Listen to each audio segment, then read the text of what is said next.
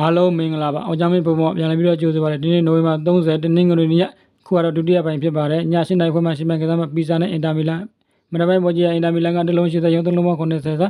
တန်တဲ့ဆိုပြီးမှပီဇာအသင်းကတဲ့အသင်းကြီးတွေကိုဒုက္ခပေးနိုင်ခဲ့တယ်နာပိုလီအီစီလိုကိုအသင်းကြီးတွေဒုက္ခပေးနိုင်ခဲ့တယ်အခုနောက်ပိုင်းအင်တာမီလန်ဟာကိုရီပြန်ပေးနေရတယ်ယနေ့ပွဲမှာလည်းအင်တာမီလန်ထင်သလောက်မလွယ်ဘူးကိုရီပြန်ပေးရနိုင်တယ်ဒါမှမဟုတ်ဒီပွဲမှာကျွန်တော်ဂိုးပေါ်ရွေးချယ်တယ်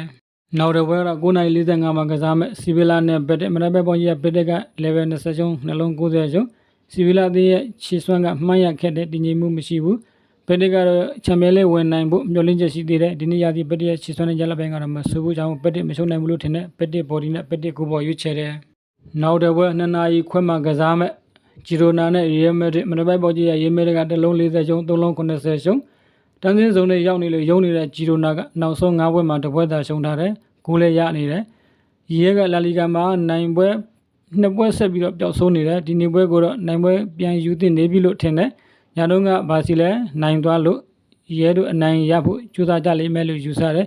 ရီယယ်ရဲ့အဝေးကွင်းကလည်းညံ့နေတဲ့ဂိုးတွေပြန်ပေးနေရတယ်ဒါမှမဟုတ်ဒီနေ့ပွဲမှာလည်းဂိုးတွေပြန်ပေးရနိုင်တယ်ဒါမှမဟုတ်ကျွန်တော်ကတော့ရီယယ်မက်ဒရစ် body နဲ့ရီယယ်မက်ဒရစ်ကိုပေါ်ရွေးချယ်ပါတယ်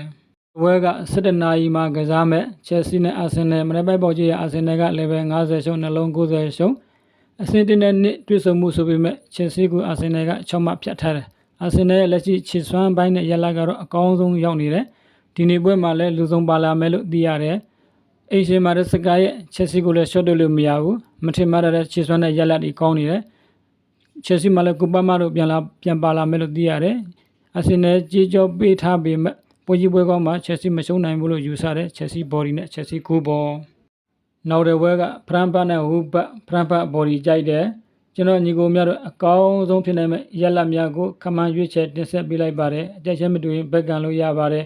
အောင်ချမ်းမင်းဘဝကြည့်ရှုအပ်ပေးနေကြတဲ့ညီကိုတယောက်ချင်းစီတိုင်းကိုအထူးပဲကျေးဇူးတင်ရှိပါတယ်အားလုံးကံကောင်းကြပါစေ